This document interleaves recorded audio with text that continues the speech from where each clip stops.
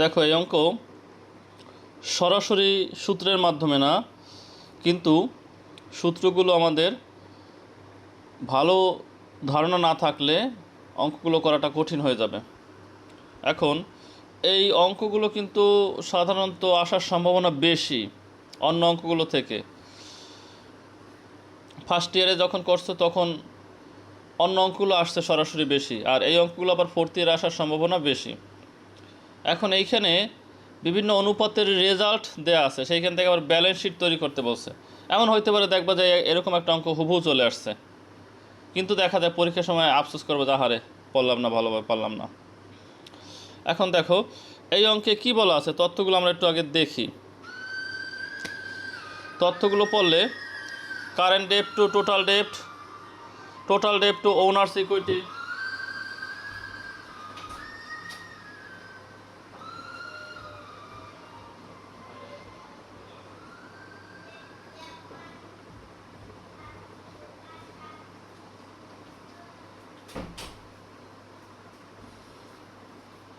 দুঃখিত আমি একটু পাশে গিয়েছিলাম। আচ্ছা, টোটাল ডেপ্ট টু কারেন্ট ডেপ্ট টু টোটাল ডেপ্ট কত দেয়া আছে 0.4, আমি ব্যাখ্যা দিচ্ছি পরে। টোটাল ডেপ্ট টু ওনার্স ইকুইটি আছে 0.6, fixed asset to owners equity আছে 0.6, টোটাল অ্যাসেট টার্নওভার আছে 2 টাইমস, ইনভেন্টরি টার্নওভার আছে 8 টাইমস। এগুলো কিন্তু সবগুলোই এই অনুপাতগুলোর অ্যান্সার। এরপর বলা আছে complete the following balance sheet given information above. উপরের তথ্যের আলোকে আমাদের এই ব্যালেন্স শিটটা তৈরি করতে হবে। ব্যালেন্স শিটে কী কী যাবে? 3টা জিনিস লায়াবিলিটি অ্যান্ড ইকুইটি পাশে যাবে, 3টা জিনিস অ্যাসেট পাশে যাবে। তাহলে 3টা আর এই 3টা, এই মোট 6টা জিনিস আমাদের বের করা লাগবে। টাকার পরিমাণগুলো আমাদের বের করা লাগবে অ্যাসেট পাশ এবং লায়াবিলিটি পাশে। এখন সেটি কিভাবে করব সেইটি আমরা এখন দেখব। খেয়াল করো, প্রথম থেকে আসি আমরা। কারেন্ট ডেপ্ট টু টোটাল ডেপ্ট 0.40, খুব মনোযোগ দিয়ে বুঝবা। একবার বুঝতে পারলে আর অঙ্ক কঠিন লাগবে না, সহজ লাগবে। আমরা কারেন্ট ডেপ্ট টু টোটাল ডেপ্টের সূত্রটা কি জানি না, আমরা কিন্তু জানি না, কারণ এই সূত্র আলাদাভাবে তোমাদের পড়াই নেই। কিন্তু তোমাদের একটা কথা বলছিলাম, যদি টু থাকে, অন থাকে, হাইফেন থাকে, তখন আমাদের সূত্র কি বলো, কেউ একজন বলো, মনে আছে কি না? টু থাকলে, হাইফেন থাকলে, অন থাকলে কি হয় সূত্রের ক্ষেত্রে? যেইটা থাকবে ওইটা দিয়ে ভাগ দিতে হবে। প্রথম অংশ উপরে, দ্বিতীয় অংশ নিচে, নাকি? প্রথম অংশ আছে কি, ধরো কারেন্ট ডেপ্ট টু টোটাল ডেপ্টের কারেন্ট ডেপ্ট, আর আছে কি টোটাল ডেপ্ট। তাহলে এই সূত্রটার রেজাল্ট দেওয়া আছে কত? 0.40। এখন আমাদের এই অঙ্কে কি কোনো তথ্য দেয়া আছে? কিছু না কিছু একটা তথ্য থাকবে বা 2টা তথ্য থাকবে। দেখো এই অঙ্কের ওনার্স ইকুইটি আছে কত? 1 লাখ। ওনার্স ইকুইটি আছে 1 লাখ। তো আমাদের প্রথম যে কাজটা করব, এইখান থেকে এমন একটা সূত্র নেব যে এটার মধ্যে ওনার্স ইকুইটি আছে। তো আমরা এই প্রথমটা যদি নেই, এখানে কারেন্ট ডেপ্ট আর টোটাল ডেপ্ট আছে, যার রেজাল্ট হতো 0.4।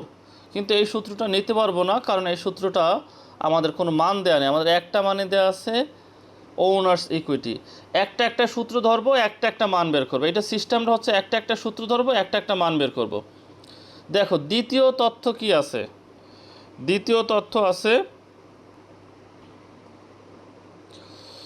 টোটাল ডেপ্ট টু ওনার্স ইকুইটি 0.60। তাহলে এইটা সূত্র কী দাঁড়াচ্ছে?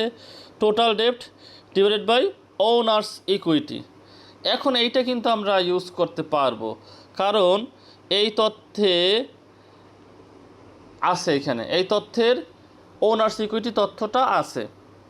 তাহলে দেখো আমরা 1 নম্বর পয়েন্টে কাজ কি করব? 1 নম্বর পয়েন্টে কাজ করব, এই দ্বিতীয় সূত্রটা বসাবো। টোটাল ডেপ্ট টু ওনার্স ইকুইটি সূত্র কি? টোটাল ডেপ্ট ডিভাইডেড বাই ওনার্স ইকুইটি। সূত্র যে তথ্য তা দেখলে আমরা বুঝতে পারবো সূত্রটা কি। তোমাদের কাজ হবে শুধুমাত্র একটা একটা করে ধরে ধরে মান বসানো। তাহলে এই সূত্রটা লেখার পরে খেয়াল করে একটু লাইন বাই লাইন ধরো, সূত্রটা দেখে দেখে লেখার পরে দেখে দেখে কীভাবে টোটাল ডেপ্ট হবে উপরে, ওনার্স ইকুইটি হবে নিচে। তাহলে টোটাল ডেপ্ট উপরে, ওনার্স ইকুইটি নিচে। এখন এই তথ্যের আলোকে আমাদের টোটাল ডেপ্ট টু ওনার্স ইকুইটির রেজাল্ট দেওয়া আছে কত, 0.60।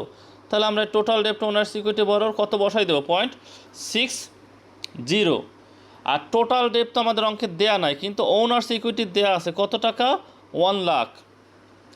এখন যদি আমরা আরআরই গুণন করি 0.6 গুণ 1 লাখ, 0.6 গুণ 1 লাখ, এই যে আরআরই গুণ যদি করি আমরা, আরআরই গুণ করলে আমাদের টোটাল ডেপ্ট দেখো বের হয়ে যাবে 60,000 টাকা।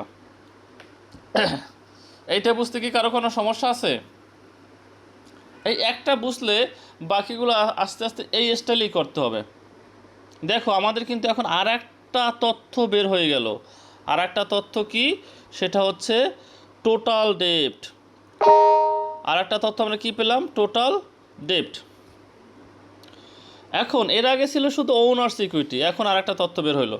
এখন টোটাল ডেপ্ট যেই সূত্রে আছে এর মধ্যে, সেই সূত্রের মাধ্যমে আমরা আর একটা তথ্য বের করতে পারবো। দেখো 1 নম্বর সূত্রে কারেন্ট ডেপ্ট টু টোটাল ডেপ্ট, এইটার মধ্যে কিন্তু টোটাল ডেপ্ট আছে। তাহলে আমরা একটা মান যেখানেই পাবো সেইখানেই বসাই দিতে পারবো, তাহলে আর একটা অ্যান্সার পেয়ে যাব এই ধরনের অঙ্কগুলোর ক্ষেত্রে।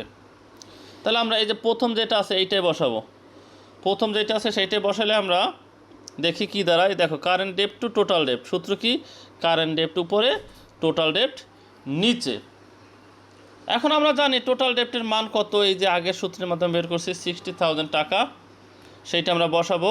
আর কারেন্ট ডেপ্ট টু টোটাল ডেপ্টের মান বলা আছে কত, 0.60 বসাবো। তাহলে দেখো কোথায় গেল, কারেন্ট ডেপ্ট টু টোটাল ডেপ্ট 60 না, 0.40, কত, 0.40। তাহলে আমরা কারেন্ট ডেপ্ট টু টোটাল ডেপ্টের মান বসাবো 0.40। আর টোটাল ডেপ্টের মান তো এইখানে বের হয়েছে, সেইটা আমরা বসাই দেবো কত, 60,000। তাহলে এইটা আরআরই গুণন করলে কারেন্ট ডেপ্টের পরিমাণ বের হয়ে যাবে 24,000, 24,000 বের হয়ে যাবে। তাহলে এইখানে কি কারো কোনো সমস্যা আছে? এই দুইটায় প্যাটার্নটা কি তোমরা বুঝতে পারতেছো যে আসলে এটা কিভাবে আগাচ্ছে?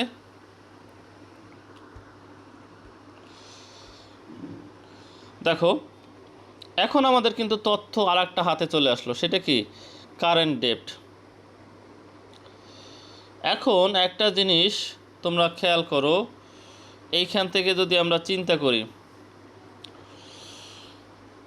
এইখান থেকে আমরা পেলাম কারেন্ট ডেপ্ট 24,000, টোটাল ডেপ্ট পেলাম 60,000। মানে একটা প্রতিষ্ঠানের মোট দায় হচ্ছে 60,000, তার মধ্যে কারেন্ট ডেপ্ট চলতি দায় আছে 24,000। এই তথ্যের আলোকে আমরা কি বলতে পারবো এই প্রতিষ্ঠানের দীর্ঘমেয়াদী দায় কত?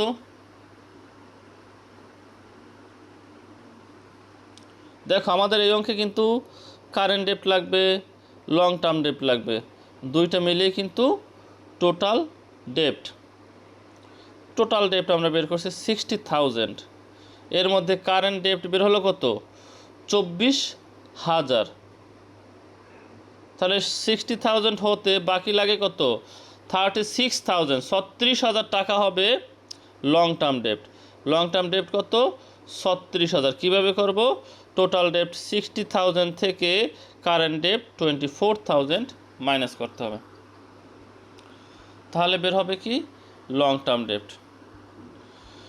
তাহলে দেখো আমরা কয়টা তথ্য পেয়ে গেলাম, long term ডেপ্ট, current ডেপ্ট, owners equity তো দেয়াই আছে, আমরা কিন্তু লায়াবিলিটি পাশে সব তথ্য পেয়ে গেলাম। এখন আর যে সূত্র আছে সেইগুলোতে বসালে আমরা বাকি তথ্যগুলোও পেয়ে যাব। আর কি সূত্র আছে দেখি আমরা, fixed asset to owners equity. দেখো ওনার্স ইকুইটি কিন্তু আগেই দেওয়া ছিল, এখান থেকে কিন্তু আমরা ফিক্সড অ্যাসেটটা বের করতে পারবো। কিভাবে বের করব ফিক্সড অ্যাসেটটা,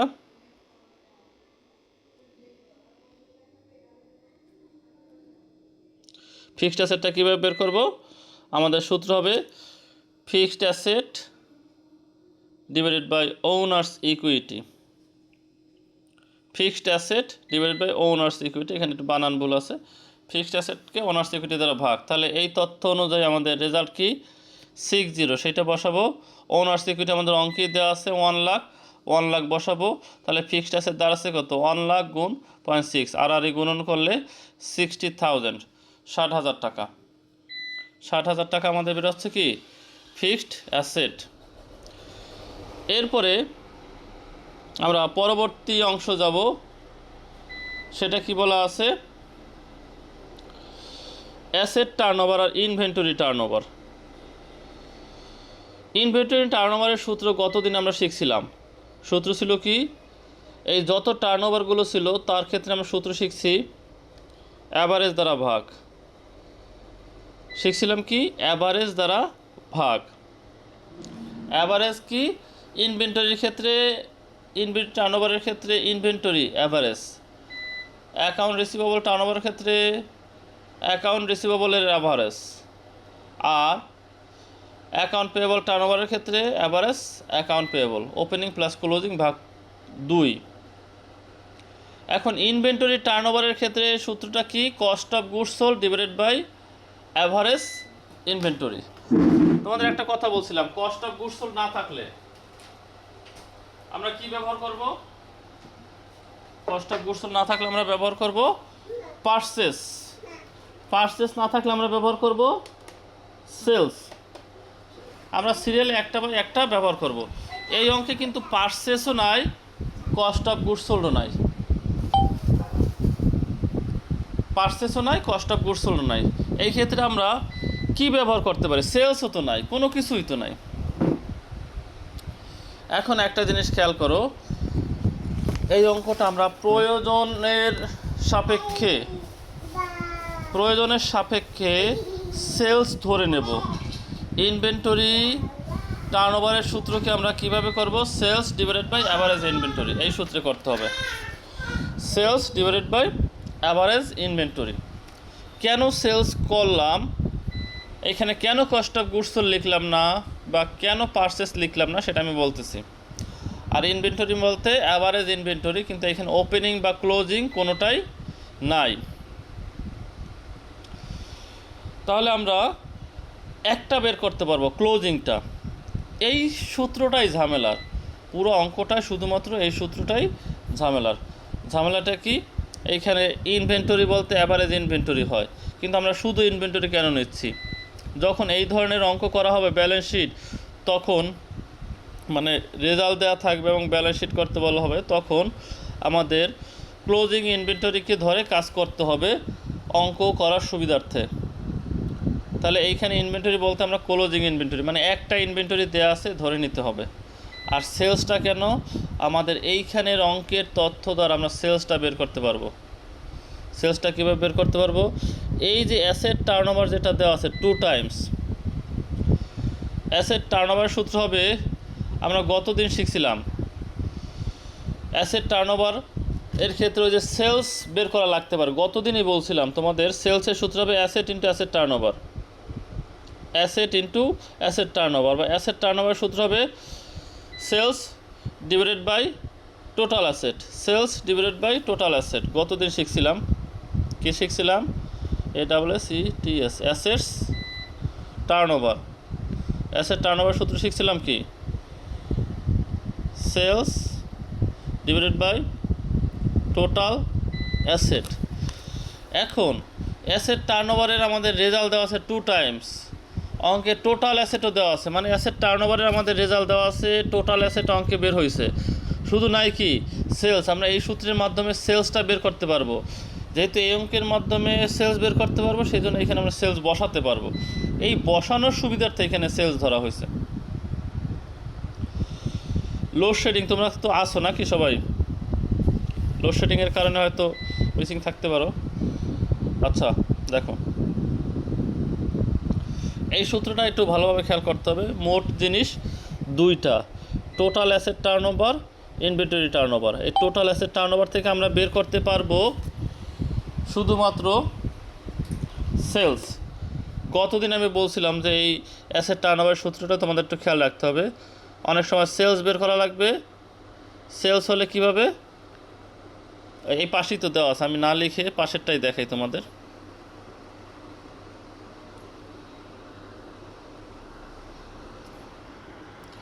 এই দেখো,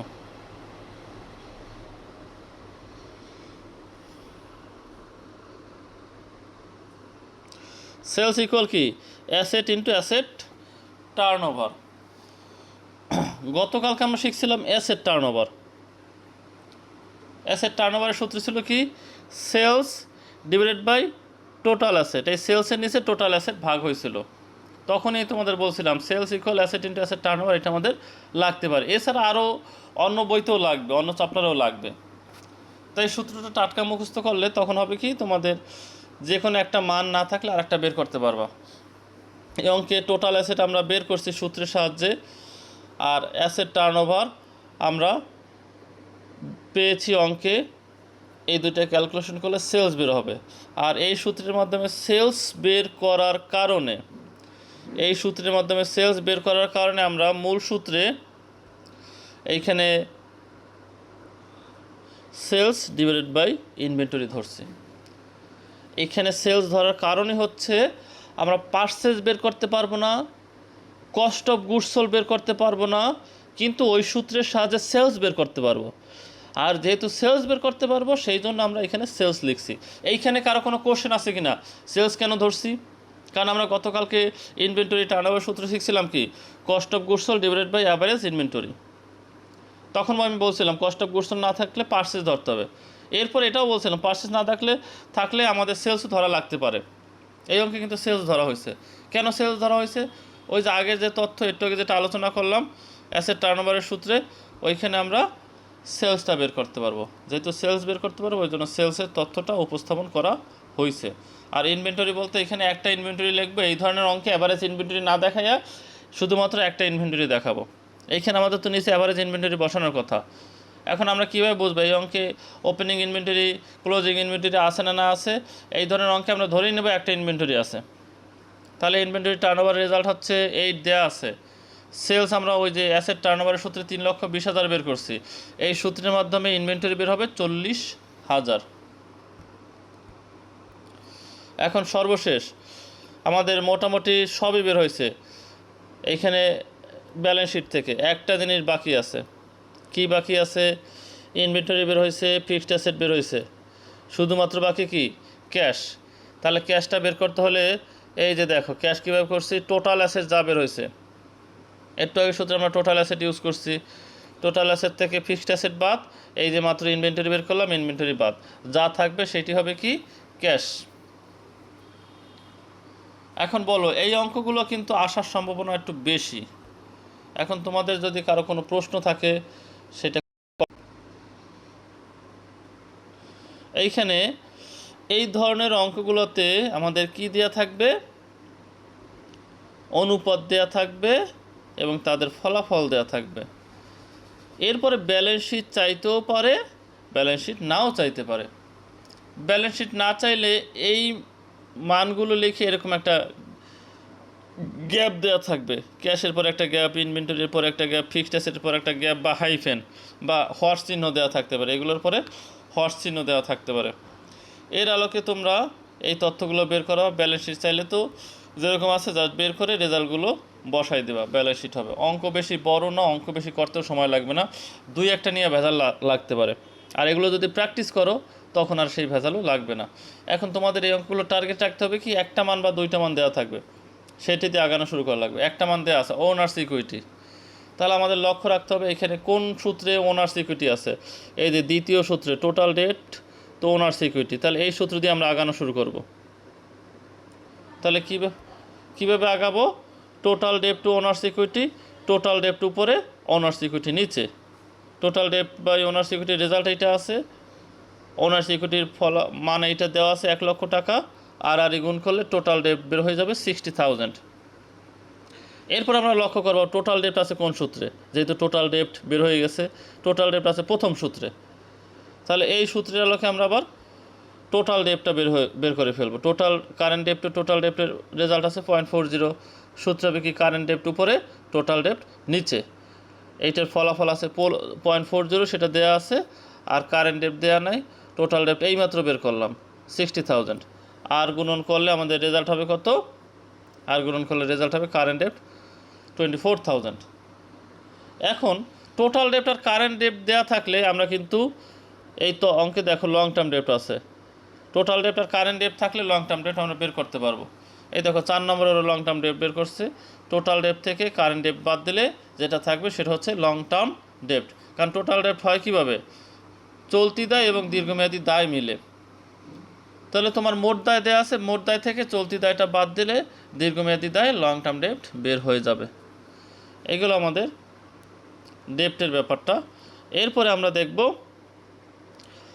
এই অঙ্কের পরবর্তী সূত্র কী দেওয়া আছে, fixed asset to owners equity. তাহলে সেই সূত্রে বসাবো fixed asset divided by owners equity.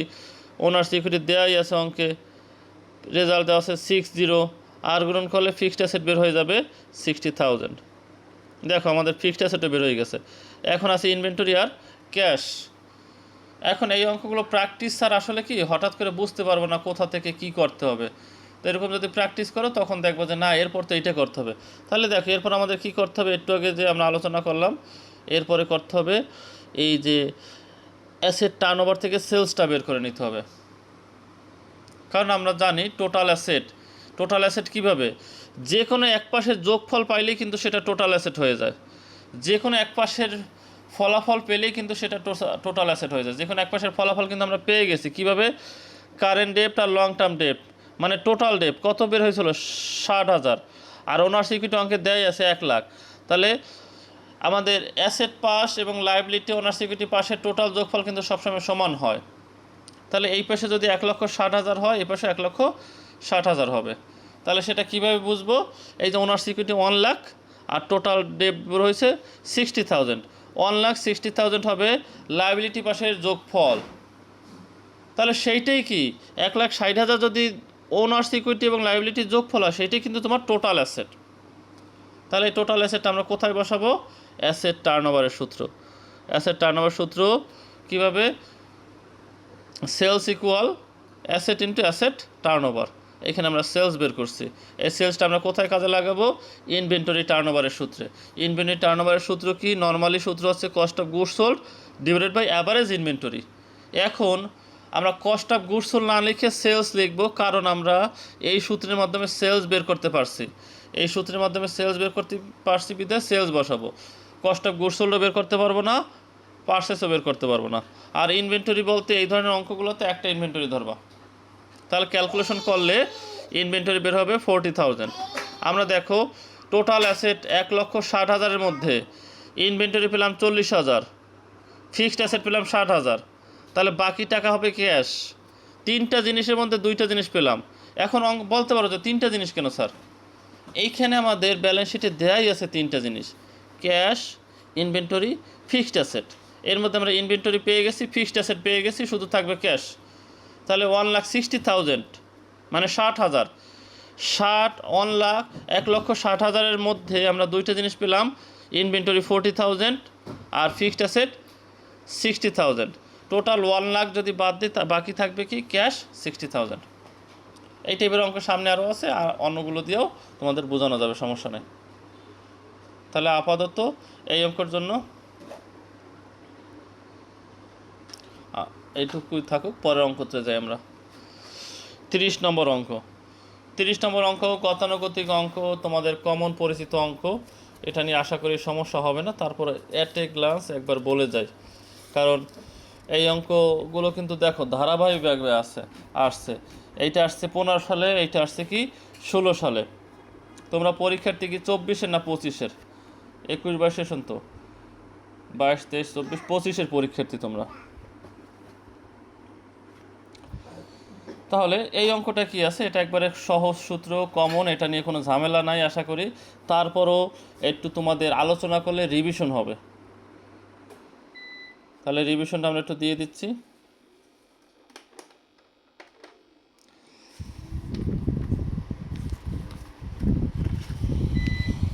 দেখো প্রথমে আমরা একটু করণীয় পড়ব, যে কোনো অঙ্কের করণীয়গুলো আগে পড়বা। এখানে কী আছে, current ratio, quick ratio, debt to equity ratio, proprietary ratio, capital gearing ratio সবই আগের অঙ্কে আলোচনা করা হয়েছে। তাহলে আমরা প্রথম দিকে যাই। কারেন্ট রেশিওর সূত্র কি? Current asset divided by current liability. এই অঙ্কে কারেন্ট অ্যাসেট কত কত হবে? এইখানে দেখো অ্যাসেট পাশে land and building, plant and machinery, এই দুইটা কি fixed asset. Stock, sundry debtor, bill receivable, cash at bank, এই চারটা কি? এই চারটা হচ্ছে কারেন্ট অ্যাসেট। তাহলে সেই কারেন্ট অ্যাসেট আমরা এখানে বসাই দেবো। চারটা যোগ করলে 2 লাখ, 1 লাখ, 3 লাখ, 40, 10, 50,000, 3,50,000। কারেন্ট লাইবিলিটি কত হবে? এইখানে দেখি আমরা লাইবিলিটি বসে শেয়ার ক্যাপিটাল হচ্ছে মালিকানা সত্তা। মালিকানা সত্তা কী নামে বলতে পারি?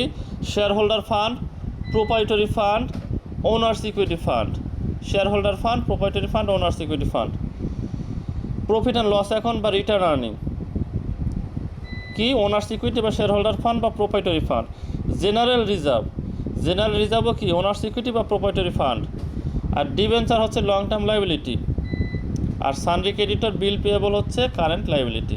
তাহলে কারেন্ট লাইবিলিটি আছে দুইটা, কত কত? 1 লক্ষ আর 50,000। 1 লক্ষ এবং 50,000। তাহলে এই দুইটা আমরা ভাগ করলে আমাদের কারেন্ট রেশিও বের হয়ে যাবে। এরপর আসে কুইক রেশিও। কুইক রেশিও কী? আমাদের প্রায় সেম সূত্র, শুধু পার্থক্য কোথায়? এই কারেন্ট অ্যাসেট থেকে ইনভেন্টরি এবং প্রিপেড এক্সপেন্স বাদ। এই অঙ্কে ইনভেন্টরি বলতে কি? স্টকটা বাদ। আর এইখানে কিন্তু প্রিপেড এক্সপেন্স নাই। ডিভাইডেড বাই কারেন্ট লাইবিলিটি থেকে একটা জিনিস বাদ, ব্যাঙ্ক ওভারড্রাফট। এই অঙ্কে ব্যাঙ্ক ওভারড্রাফট নাই। তাহলে এইখানে মোট কারেন্ট লাইবিলিটি ছিল কত? 2 lakh, 3,50,000।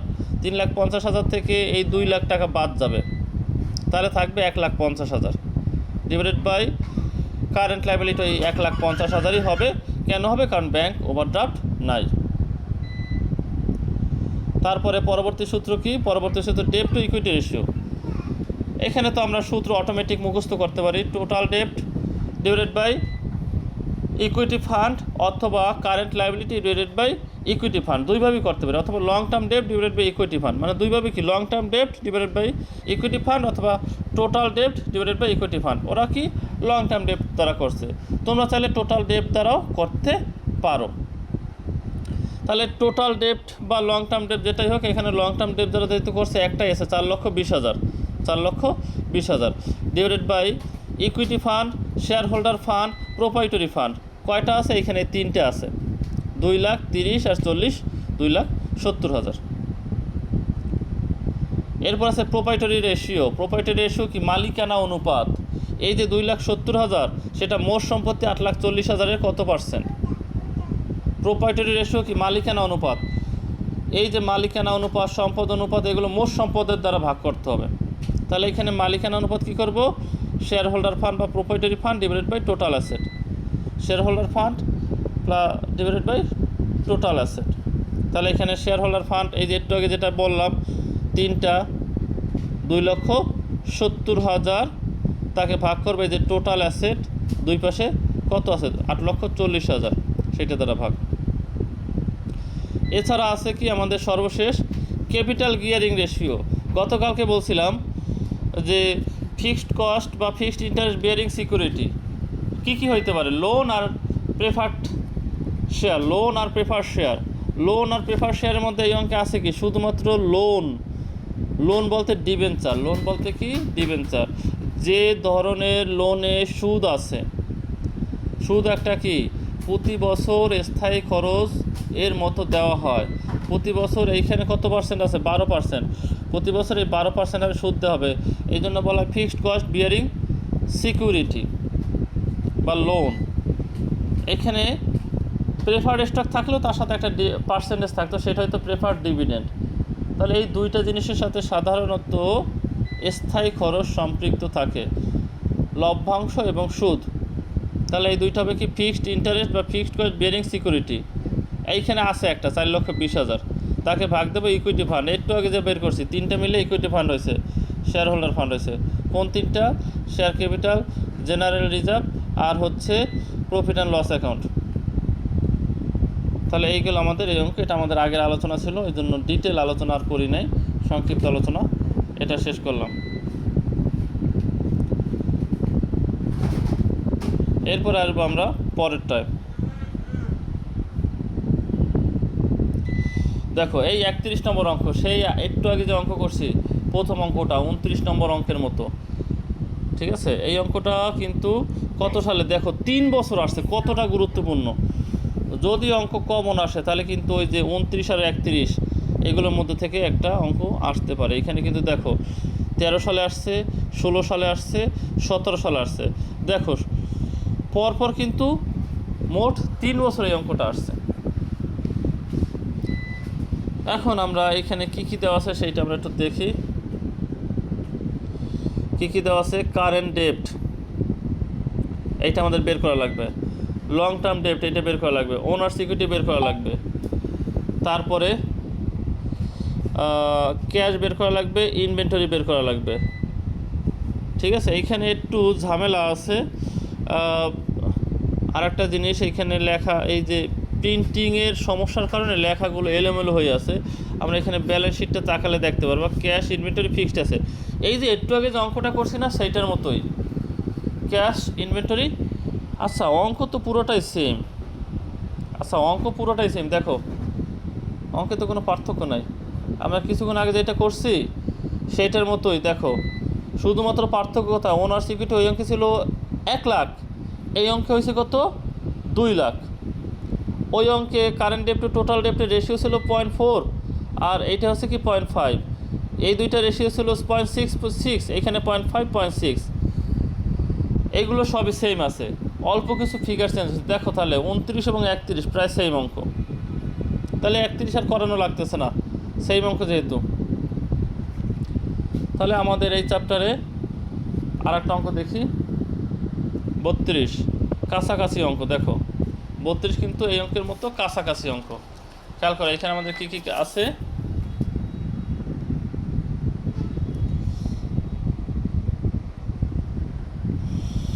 Fixed asset to net worth, তারপর আছে কি current ratio, acid test ratio, reserve to proprietary capital, current liability দেওয়া আছে, ক্যাশ দেওয়া আছে, ফিক্সড অ্যাসেট দেওয়া আছে, 3টা মান সরাসরি দেওয়া আছে। এখন একটু আগে যে অঙ্কগুলো দেখছি সেটার মধ্যে অনেকগুলো মান দেওয়া ছিল, আর এইটার মধ্যে মাত্র একটা মান দেওয়া আছে, ঠিক আছে?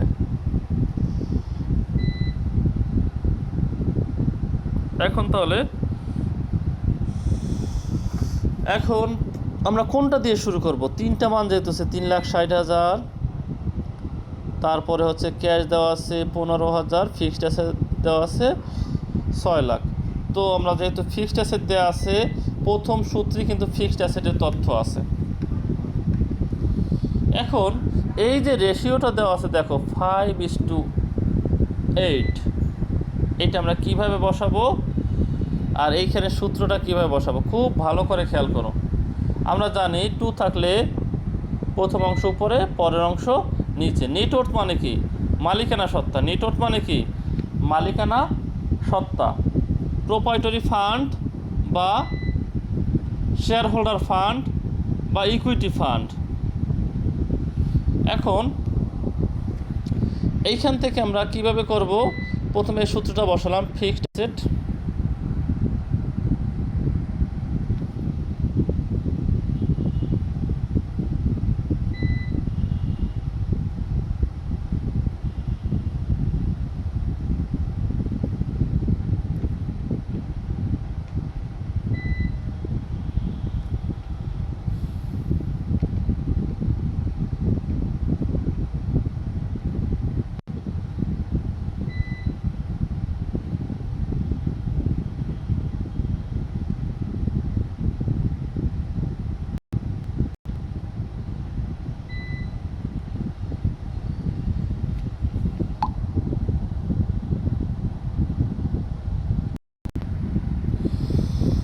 আমরা ছিলাম কি fixed asset divided by net worth.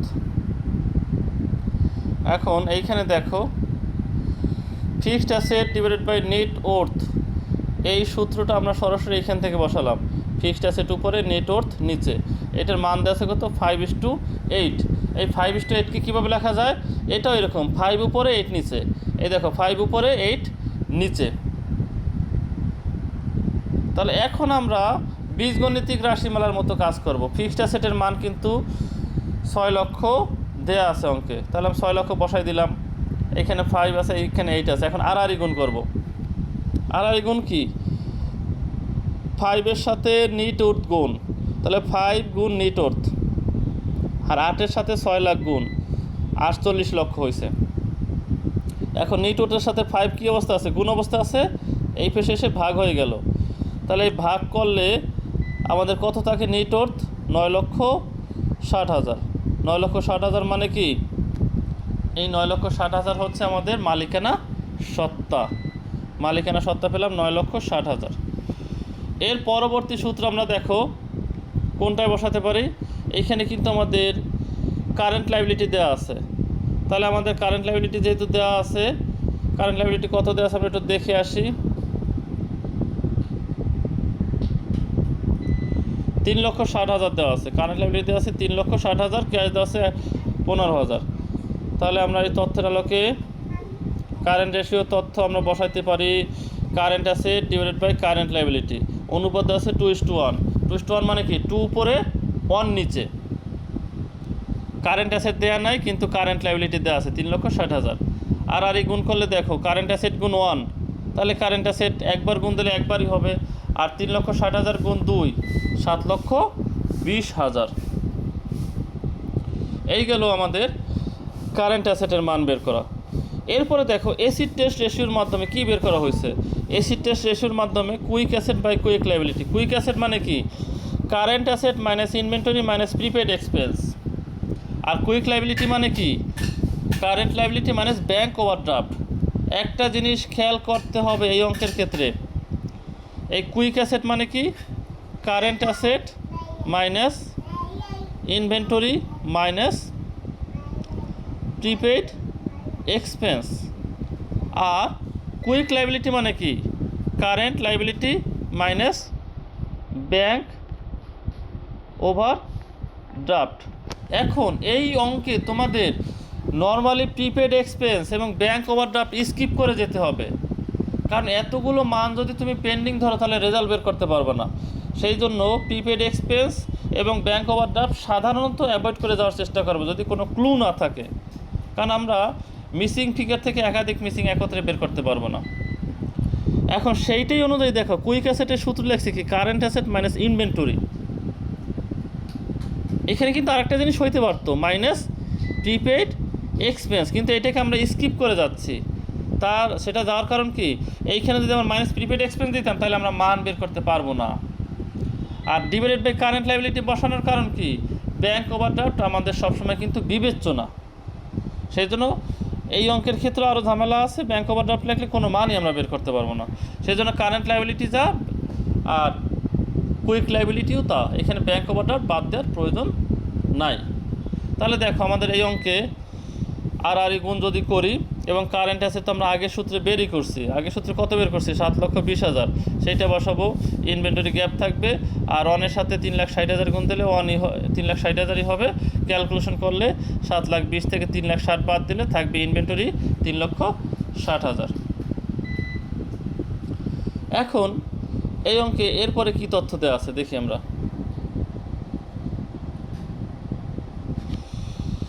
এরপরে দেওয়া আছে reserve to proprietary capital. Reserve to proprietary capital 1:5। তাহলে এইটা সূত্র দাঁড়াবে কি? Reserve divided by proprietary capital. Reserve divided by proprietary capital. এইখানে করছে এই জিনিসটা আমি একটু ভাঙাই দিচ্ছি। সূত্র হবে কি? Reserve divided by proprietary fund equal কত? অনুপাত দেওয়া আছে কত? 1:5, মানে কি 1 ডিভাইডেড বাই 5। এই তথ্যের মাধ্যমে আমরা কি বের করব? এই তথ্যের মাধ্যমে আমরা বের করব রিজার্ভ। এই তথ্যের মাধ্যমে আমরা বের করব রিজার্ভ। রিজার্ভ কীভাবে বের করব? দেখো এই যে প্রোপ্রাইটারি ফান্ড আমরা প্রথম সূত্রে বের করছিলাম কত? 9,60,000, তাহলে 9,60,000 আমরা বসালাম। আর উপরে রিজার্ভ আমরা বের করতে পারবো না, ইকুয়াল কি 1/5। এখন আর গুণ করি, 5 গুণ রিজার্ভ, তাহলে কি 5 রিজার্ভ ইকুয়াল এই যে 9,60,000 আমরা বসাই দিতে হবে।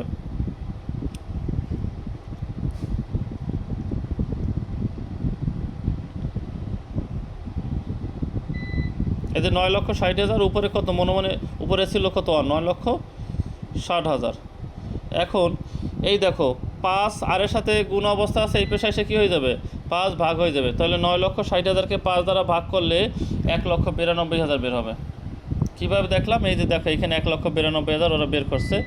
তোমাদের যদি ঝামেলা হয় সরাসরি যে নর্মালি এইসব সূত্রে যেভাবে বসাইছো এইখানেও ঠিক একইভাবে বসাবো, 1,92,000 হবে।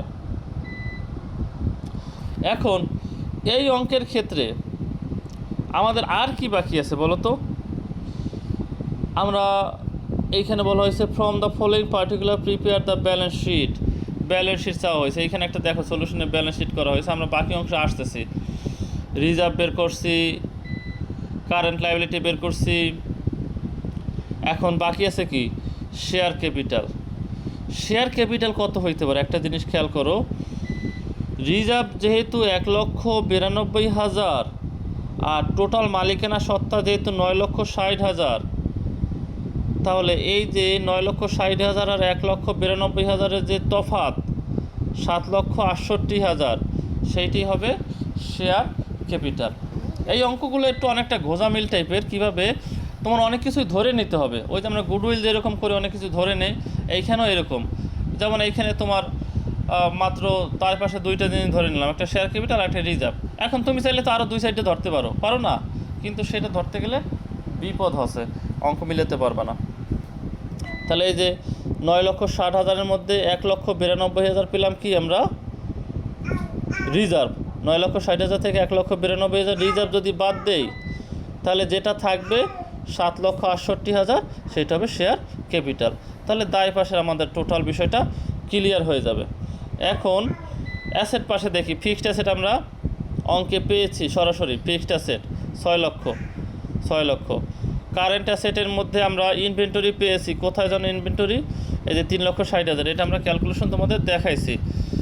তারপরে এইখানে অঙ্কে ক্যাশ বলা আছে, আমরা ক্যাশও পেলাম। এখন শুধু এইখানে দেখো অ্যাকাউন্টস রিসিভেবল, সেইটা পাই নাই।